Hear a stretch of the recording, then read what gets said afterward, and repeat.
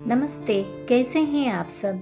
आशा करती हूँ कि आप सभी लोग खुश होंगे। आज का टॉपिक है कि हम हमेशा कैसे खुश रहे। हमेशा खुश रहने के लिए हमें कुछ आदतें अपनानी पड़ेंगी। तो चलिए फिर आज से अभी से ही हम कुछ आदतें अपने जीवन में अपना लेते हैं। इसमें पहली आदत यह है कि खुद को इम्पोर्टेंस देना। अगर आप खुद को इम्पोर्टेंस नहीं देते तो दुनिया भी आपको इम्पोर्टेंस नहीं देगी। तो आप खुद अपने पोटेंशियल को हासिल नहीं कर पाएंगे। इसलिए खुद को इम्पोर्टेंस देना बहुत ही ज़रूरी है अपने जीवन में।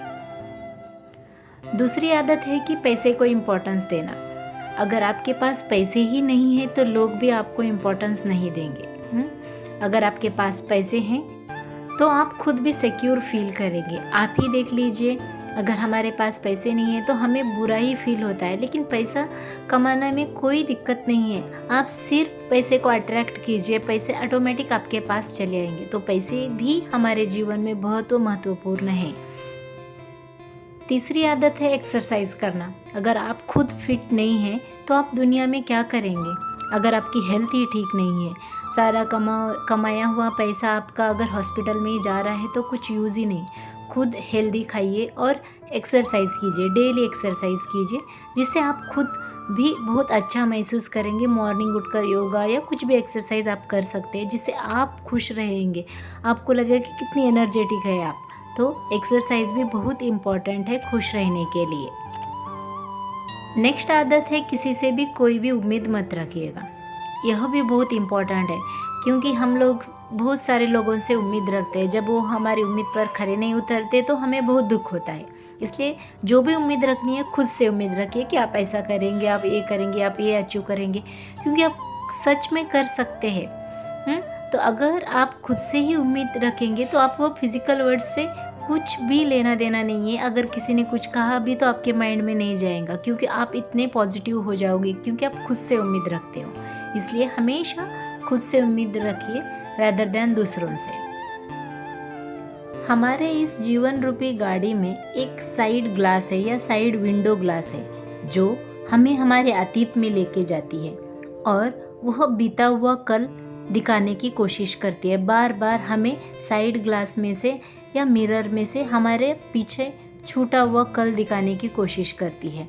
रिपीटेड वे में वह हमें हमारे पिछले कुछ यादें या कुछ बातें या जो भी इंसिडेंट्स रिसेंटली आपके साथ कुछ 1 महीने 15 दिन पहले हुआ होगा, जो आपको इतनी तकलीफ दिया होगा कि वही बार बार आपको रिपीटेड वे में दिखाई दे रहे हैं। या किसी भी जॉब के रिलेटेड, या किसी ने आपसे कुछ कहा, वो बुरे वे में कहा होगा और आपको इतना तकलीफ दे रहा होगा। मे बी वो आपका स्पेसिफिक पर्सन हो, या आपकी फ्रेंड हो, आपके पेरेंट्स हो, या कोई भी हो, तो आपको रिपीट वही सारी चीज़ें दिखाई दे रही होगी।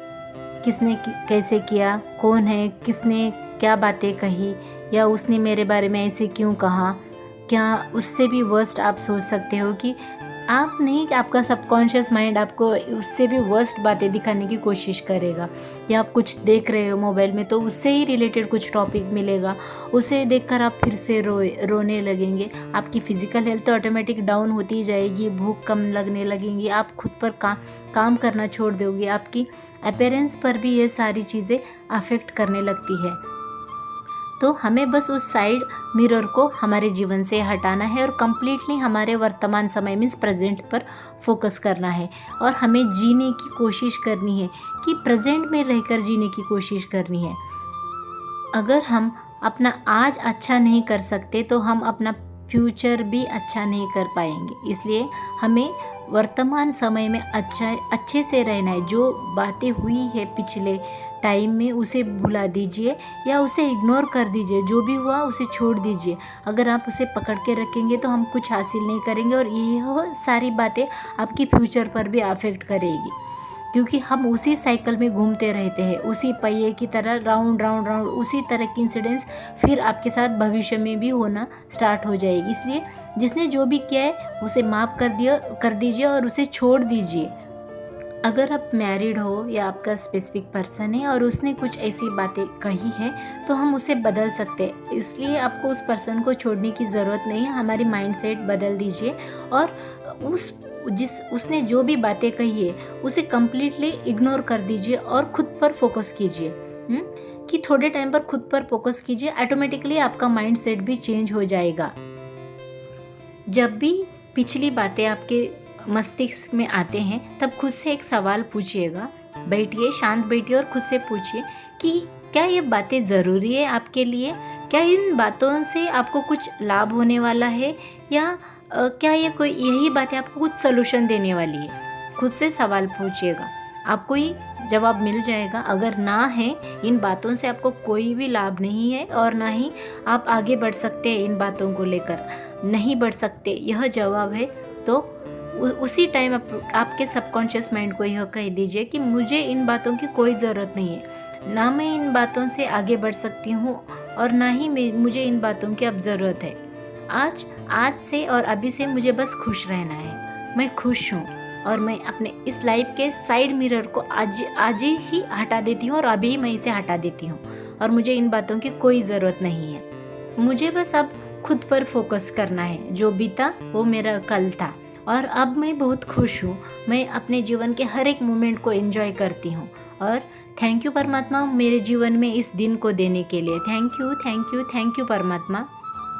इस तरह से जब भी आपके माइंड में कुछ भी नेगेटिव बातें आती है तो उसे आप उसी क्षण बाहर निकाल सकते हैं और खुश रह सकते हैं।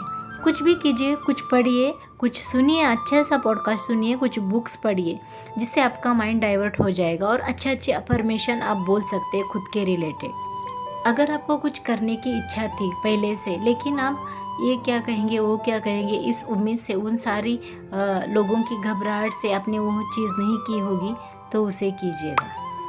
सच बता रही हूँ, आपको बहुत अच्छा लगेगा। अगर आपको पार्लर जाना पसंद है तैयार होने के लिए, तो किसी संडे के दिन आप जा सकते हो या घर पर ही कुछ ऐसा कर सकते हो जिससे आपको खुशी मिले, आप अच्छे दिखे। खुद पर ध्यान दीजिए, फुल टाइम खुद पर ध्यान दीजिएगा और अच्छे अच्छे अफर्मेशन दीजिएगा, अच्छे लोगों के साथ बैठिए उठिएगा, तो ऑटोमेटिक आपका माइंड भी डाइवर्ट हो जाएगा। ठीक है, तो आई होप आपको यह वीडियो अच्छी लगी होगी। अगर आपको यह वीडियो अच्छी लगी होगी तो please do like, share, subscribe and comment below. Thank you.